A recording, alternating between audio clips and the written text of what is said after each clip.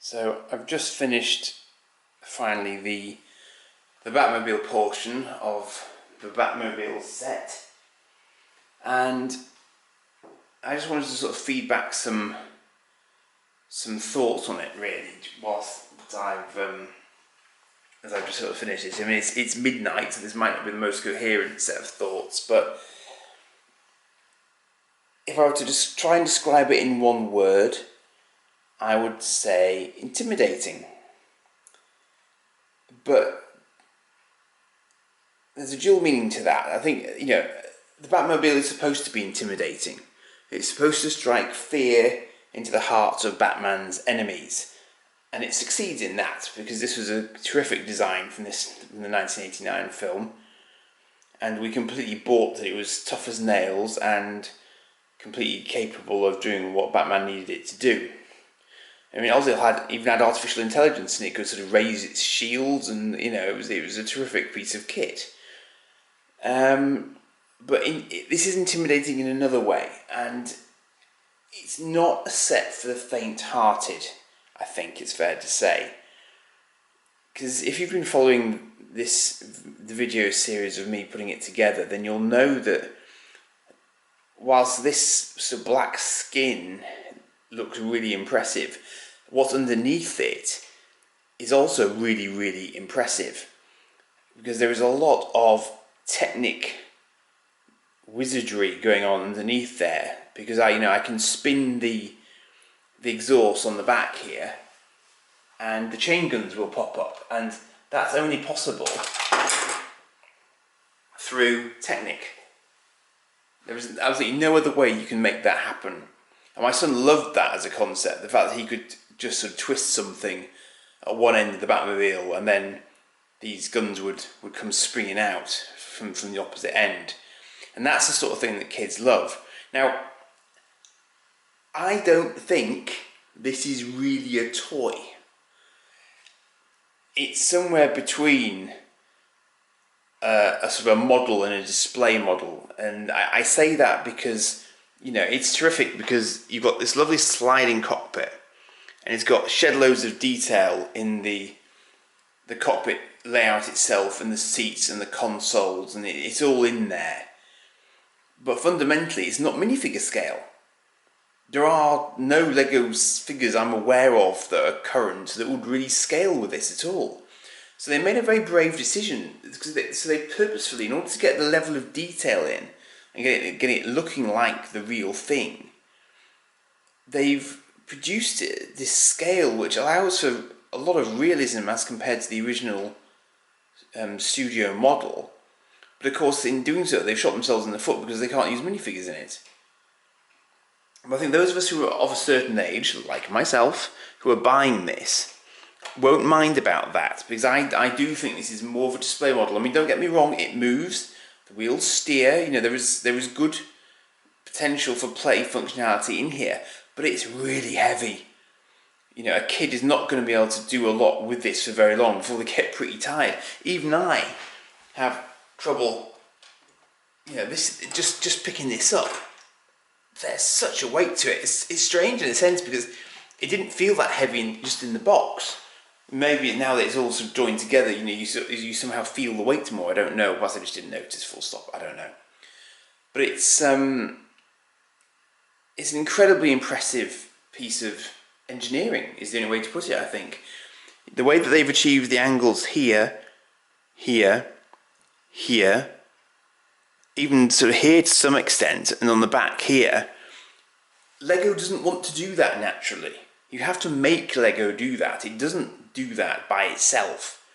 So you've got to have put an incredible amount of technical thinking behind that. Not only that, all of that only works because they've designed the base structure and the skeleton lurking inside all this black so well in the first place to set it up so that they can actually do it. I mean, where was it now? There's a section, I think it was here, where there was a hinge, a 2x4 hinge piece, and it had been sat there for ages. I don't even know what bag I fitted it on from. And then eventually it became apparent that that's where something else was going to sit. So I cannot, I personally, yes, I dabble in my Lego ideas, and then I think, I think I make a reasonable job of the ones that I try and do. But this is on a completely different scale, and you couldn't do this on Lego ideas. It's too big. I think it's too many pieces. It would break the limits that you're allowed to do. And yet it feels very much like the sort of thing someone would submit as a Lego idea, which Lego then realise into a proper Lego set designed by them. It's very much of that ilk, I think. But of course you can't do Batman licensed sets. But I mean, technical things aside, the level of detail is great as well. So you've got the little grappling hooks in here. Don't actually attach to it. My son said, "Daddy, do they not have a string attached to them? That's what they did in the movie." I was like, "Yeah, so yeah, but they don't here, okay? They can only do so much at the end of the day." But I loved the Batmobile, the bat symbol hubcaps. That was a lovely touch. And there's a little bat symbol on the steering wheel as well, and it's on the little 1x1 circular plate on the steering wheel in the middle. That's lovely as well. Just these little touches. I even laughed when I got to the fins here, because this tail section here is actually upside down and clipped in. So they didn't even build it, they actually varied it enough to allow it to clip in, which is brilliant. I don't know if they, and the sort of question I asked myself is, did they need to do that? Did they do that because they thought it was cool? I haven't actually read the manual and the sort of the lead into the manual yet, because I know there's a lot of stuff at the front about how they went about thinking about it and actually doing it. So I'm going to read that with interest when I've recovered from the build a bit. Now, I said that this was intimidating, but there is a flip side to this set, and this might seem like an unusual statement, but it is a great beginner's set. Now, yeah, you're right, that makes absolutely no sense given that I just said it's full of technical stuff and it's intimidating and it's, a long drawn out process. I mean, this must have taken me a solid weekend's worth of work had I not had other things to do on the weekend as well, If you sat down first thing on a Saturday morning, you could probably have finished this by a Sunday night, if you were reasonably efficient with it. I think it's fair to say. I think that's probably reasonable. You could do that. The reason I say that it could be a good beginner's set is that it's just got this immense variety of pieces in it. Now, okay, yes, there's a lot of black, fair dues, but there's also a lot of randomly coloured stuff inside, which I think they did on purpose to try and give you a little bit of visual variety, because, after a while you just start seeing everything is black.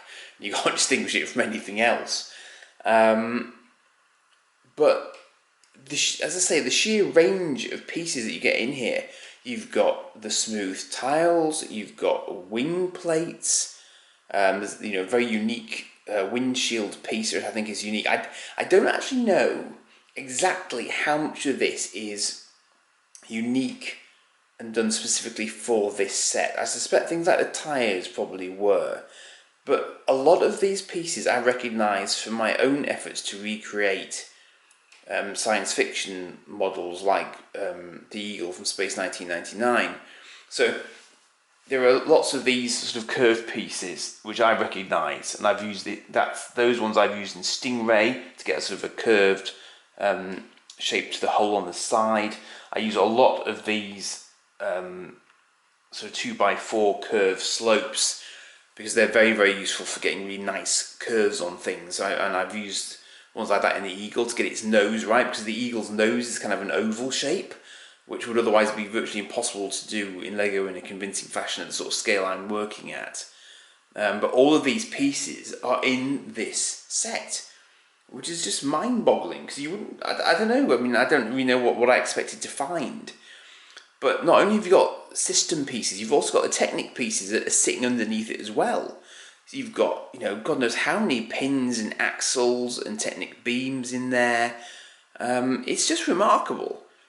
And yet, they also seem to have actually consciously resisted going too far with custom parts for this. Because as I say, I recognise pretty much all this, all the arches, all the curves, all the tiles, the wing pieces there that they've got to get, they've used to get the angles.